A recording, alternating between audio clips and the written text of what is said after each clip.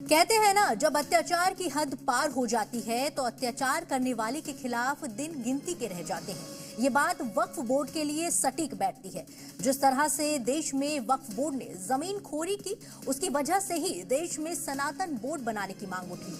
महाकुंभ की धरती पर 5000 साधु संतों और महंतों की मौजूदगी में सनातन बोर्ड बनाने का प्रस्ताव पास हो गया। और इतना ही नहीं, साधु संतों ने जो प्लान तैयार किया है वो वक्फ बोर्ड के लिए किसी काल से कम नहीं है। अब सवाल यह है कि क्या सनातन सिखाएगा वक्फ बोर्ड को कायदा?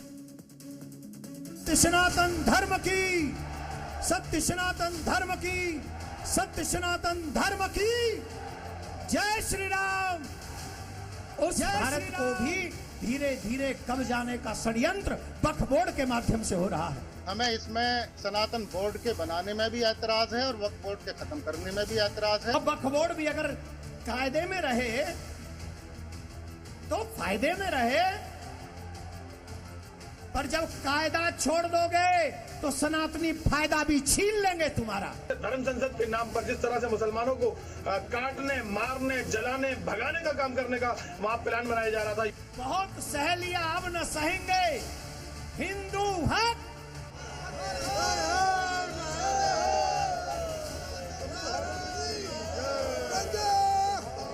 महाकुंभ की धरती से सनातन बोर्ड के लिए और वक्फ बोर्ड के खिलाफ संतों ने धर्म संसद लगाई। देश के हर हिस्से से आए संत, महंत और महामंडलेश्वर ने सनातन बोर्ड के लिए सरकार तक अपनी आवाज पहुंचाने की कोशिश की। धर्म की, सत्य सनातन धर्म की, सत्य सनातन धर्म की। सभी धर्माचार्यों की एक सुर में यही मांग थी कि अब देश में वक्फ बोर्ड की कोई जगह नहीं। हिंदुस्तान में वक्फ बोर्ड क्या? देवकीनंदन ठाकुर ने पड़ोसी देशों का उदाहरण लिया, जहां अल्पसंख्यक हिंदुओं के लिए कोई बोर्ड नहीं, लेकिन भारत में वक्फ बोर्ड जरूर है। पाकिस्तान में सनातन बोर्ड क्यों नहीं है? हिंदू बोर्ड क्यों नहीं है? बांग्लादेश में हिंदू बोर्ड क्यों नहीं है? और जब पाकिस्तान में हिंदू बोर्ड नहीं है, जब बांग्लादेश में हिंदू बोर्ड नहीं है, तो आई वांट टू नो, मैं ये जानना चाहता हूं फिर हिंदुस्तान में वक्फ बोर्ड क्या कर रहा है। इस समय जहां जहां खुदाई हो रही है वहां सब जगह हमारे ही प्रमाण मिल रहे हैं। और विचित्र बात यह है कि खुदाई वहां हो रही है जहां इनका खुदा बैठा हुआ है। खुदा स्वयं खुदवा रहा है। खुदा कह रहा है आओ खोदो, हम यहां बैठे हुए हैं और तुम्हें प्रमाण मिलेगा। सबसे पहला कार्य है वक्फ बोर्ड को समाप्त करना।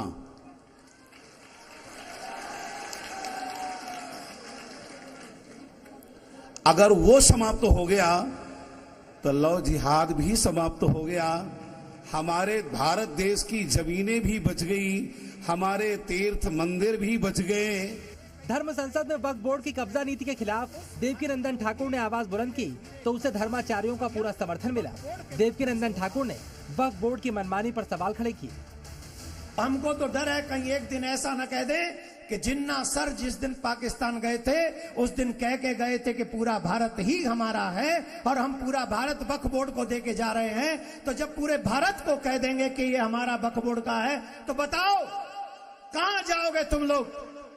कौन सा ऐसा देश है जो हमें अपने यहां पर शरण दे दे?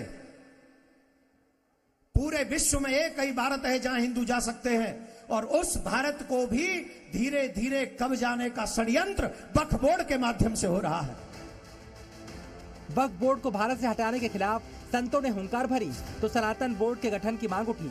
देवकीनंदन ठाकुर ने सनातन बोर्ड के गठन की सबसे बड़ी वजह बताई। तिरुपति बालाजी के मंदिर से 500 करोड़ रुपया पर ईयर हर साल वहां की सरकार उठा के ले जाती है।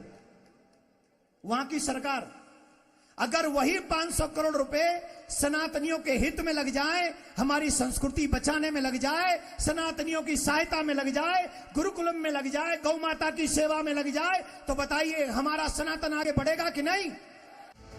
महाकुंभ की धर्म संसद में 5000 साधु संतों के अलावा हजारों श्रद्धालु भी शामिल हुए थे, लेकिन 13 अखाड़ों ने धर्म संसद का बहिष्कार कर दिया। उनके बहिष्कार की वजह सामने नहीं आई।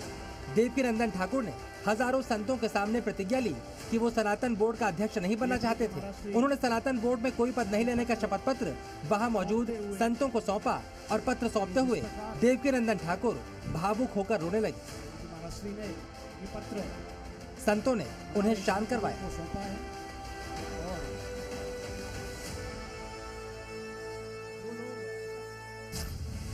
जिस वक्त महाकुंभ में संतों की धर्म संसद में सनातन बोर्ड की मांग उठ रही थी, ठीक उसी वक्त महाकुंभ में केंद्रीय गृह मंत्री अमित शाह और सीएम योगी आदित्यनाथ ने संगम में आस्था की डुबकी लगाई। तीर्थराज से वक्फ बोर्ड को खत्म करने की मांग उठी तो मुस्लिम धर्मगुरु बौखला गए। उन्होंने वक्फ बोर्ड के खिलाफ हो रही बयानबाजी के खिलाफ कोर्ट जाने की धमकी दी। इस धर्म संसद में मुसलमानों के लिए क्या जगह है, ये स्थिति स्पष्ट करें, वरना फिर हमें इसके सनातन बोर्ड के बनाने में भी ऐतराज है और वक्फ बोर्ड के खत्म करने में भी ऐतराज है। हम कोर्ट का दरवाजा खटखटाएंगे। एक तरफ जहां वक्फ को खत्म करने की बात चल रही है, वक्फ के ऊपर डाका डालने का प्लान चल रहा है, दूसरी तरफ धर्म संसद करके जिस पर सुप्रीम कोर्ट ने कहीं ना कहीं रोक लगाने का काम किया था, क्योंकि धर्म संसद के नाम पर जिस तरह से मुसलमानों को काटने, मारने, जलाने, भगाने का काम करने का वहां प्लान बनाया जा रहा था, योजनाएं बनाई जा रही थी, और उसी को कहीं ना कहीं प्रमोट करते हुए यह सरकार, मौजूदा सरकार जिसमें केंद्रीय मंत्री भी शामिल है और प्रदेश के मुखिया भी शामिल है, उसको प्रमोट करने का काम कर रहे हैं। धर्म संसद में वक्फ बोर्ड को खत्म करने की मांग उठने से मुस्लिमों में गुस्सा है। हमारी वक्फ की संपत्ति है जो हमारे आबो अजदाद ने, हमारे पुरखों ने, हमारे पूर्वजों ने दी है, उस पे बिल्कुल हस्तक्षेप न करें। वो हमारा आपसी मामला है, हम लोग उसको देख लेंगे, हमारा उससे कोई लेना देना नहीं है। इस देश में जो सेकुलर मुल्क है, जो संविधान बना है सेकुलर बना है, अब पहले संविधान ये खत्म करें फिर जो समझ में आ करें। वक्फ बोर्ड खत्म करने और सनातन बोर्ड का गठन करने की संतों की मांग पर सरकार की ओर से कोई प्रतिक्रिया नहीं आई, लेकिन जिस तरह से संतों ने एकजुटता दिखाकर सरकार पर दबाव बनाया, उससे सरकार को आगे कोई न कोई बड़ा फैसला लेना ही होगा। प्रयागराज से राम मोहन शर्मा के साथ ब्यूरो रिपोर्ट, जी मीडिया।